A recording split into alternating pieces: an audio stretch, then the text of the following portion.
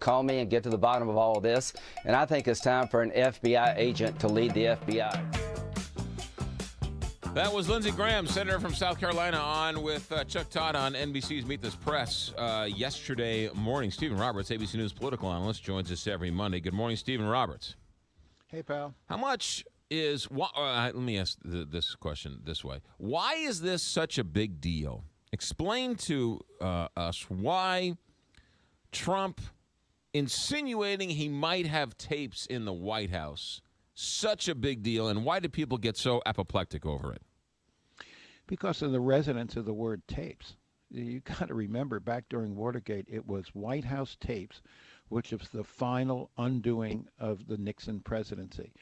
For a long time during the Watergate investigations, it wasn't even known that these tapes existed. And then a man named Alex Butterfield, who was a White House aide, told Congress about the tapes. They subpoenaed the tapes. Nixon tried to resist the subpoena, and he couldn't do it. And then eventually these tapes revealed the smoking gun that led to his downfall. So I'm not in any way implying that this is a comparable situation, but one of the reasons why there's so much focus on this is because of the history here. The second factor here is that even Republicans are very uneasy about what Trump might be trying to hide. When he went after Comey and fired him, and then admitted that one of the reasons why he did that was because Comey was pursuing the investigation into Russian meddling in the election, Republicans sent a shiver of concern about what is he trying to hide, which is compounded by the fact that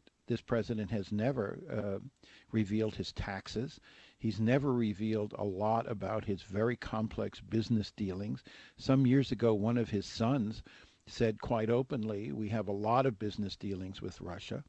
And so the reason why this is so nerve-wracking to Republicans, let alone Democrats, is they just don't know what President Trump might be hiding. Doesn't the president, shouldn't he be allowed to be able to talk freely in the Oval Office, whether there's tapes or not? And why do they keep saying that if there are tapes, they should be released and open to the public? Shouldn't he be allowed to have a private conversation in his office?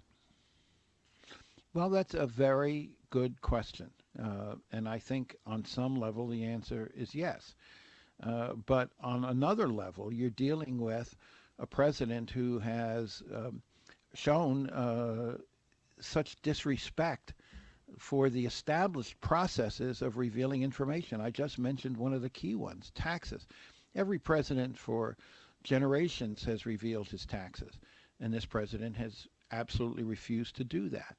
And so that raises the concerns about transparency. It raises the concerns about what might be out there. And Republicans are increasingly nervous about this because they don't want to jump on a ship that's about to take, a torpedo in the midsection. So that's another reason why Republicans are hoping that the investigation will go forward in an unimpeded and independent way.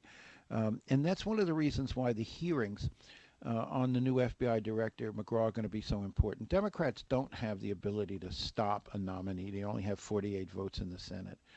But they can use those hearings as a very important moment when they can raise questions. They can exact promises. They can get the new FBI director, whoever he or she might be, to make very clear reassurances that they're going to pursue an independent investigation, no matter where it leads, and even if it touches the president. And this is going to be a very critical moment, these public hearings, and the kind of promises the Democrats try to exact. It's really extraordinary what we're watching, Stephen Roberts, in Washington, D.C. You have Donald Trump basically say the reason why he fired the FBI director was because he thinks his investigation into his campaign's meddling with Russia is a non-story, and then invites the Russian diplomats into the Oval Office without the United States press. That's no candidate, no president, no politician in any party at any point in this country could get away with that except for Donald Trump. Well, but he didn't get away with it. I mean, because this is the other larger story we're witnessing here, McGraw. What Trump is really railing against, and James Clapper, the former director of national intelligence, when he was on TV yesterday and said he felt that the basic institutions of American democracy were under assault. This is what he was talking about. If you look at all of the ways in which Trump has railed and struggled against basic checks and balances, denouncing the judges who ruled against him on immigration, firing an FBI director who had a 10-year term because he was getting too close to the White House on the Russian investigations, every day demeaning an independent press and describing them as the enemy.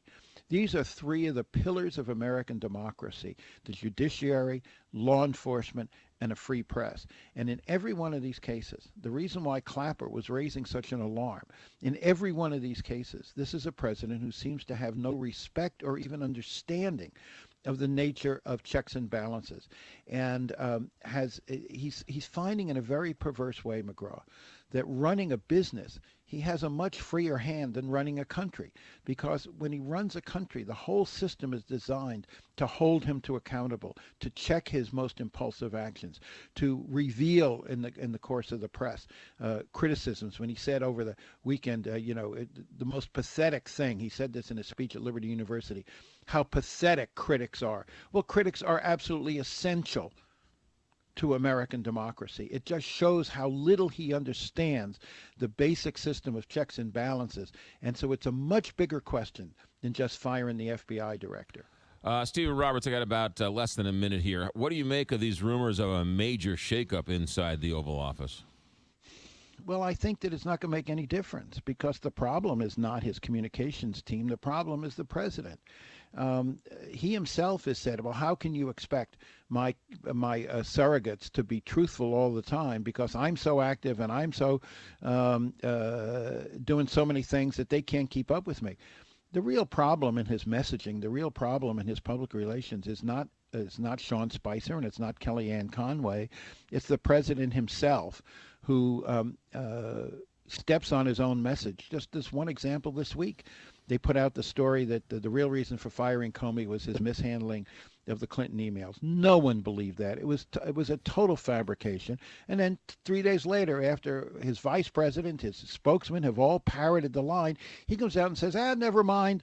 Actually, I really fired him because he was getting too close on the Russian investigation. So I don't care who his staff is. If you continue to have a president who is so mercurial and so impulsive, whoever his staff is going to be victimized the way Spicer and Conway and all of his other spokespeople have been. Stephen Roberts, have a good week. Thanks for checking in.